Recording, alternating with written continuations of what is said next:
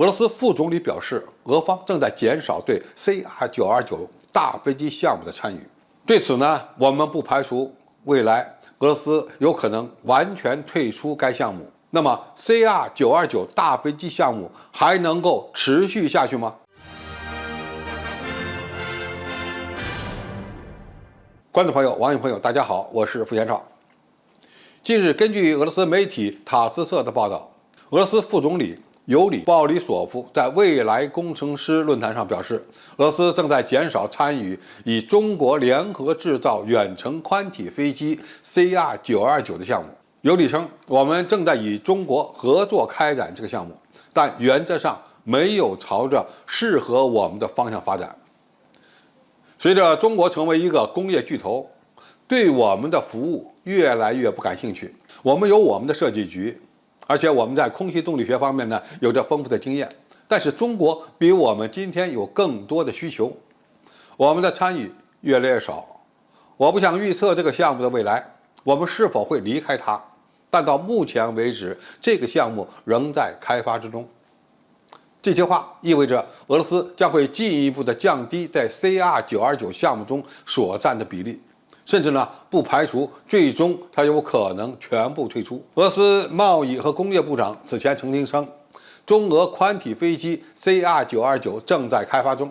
但必须考虑到新的变化。之前是中国与西方制造商共同参与下完成的初步设计，现在情况变了，所以我们必须花更多的时间来重新设计该飞机，使其只使用俄罗斯和中国制造商的零部件。那么现在的问题是，如果俄罗斯减少参与 CR-929项目，甚至全面退出，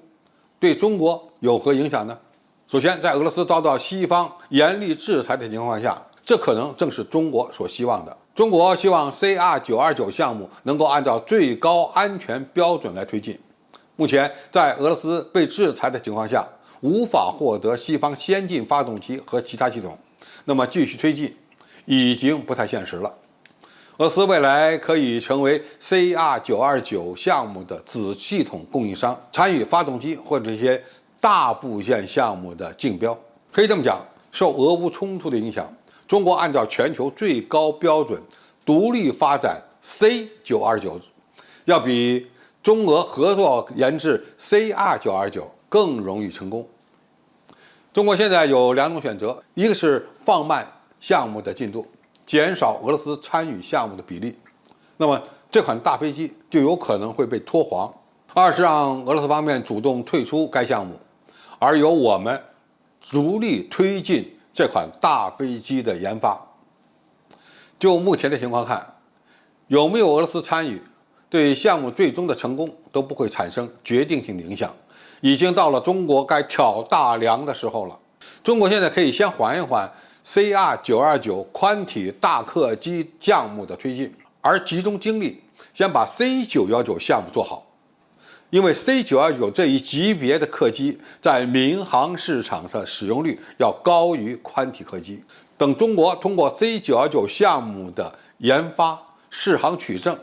积累了足够的经验之后，再加速推进完全由中国主导的 C929项目，或许更有可能获得成功。就像俄罗斯副总理所说的，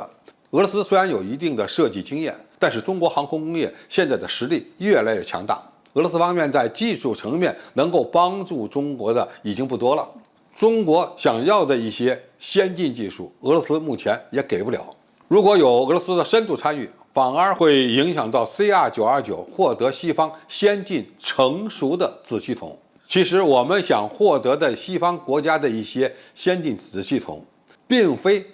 是完全看重其先进技术，而是看重其成熟度。因为这些系统都经过了试航取证，因此可以大大的缩短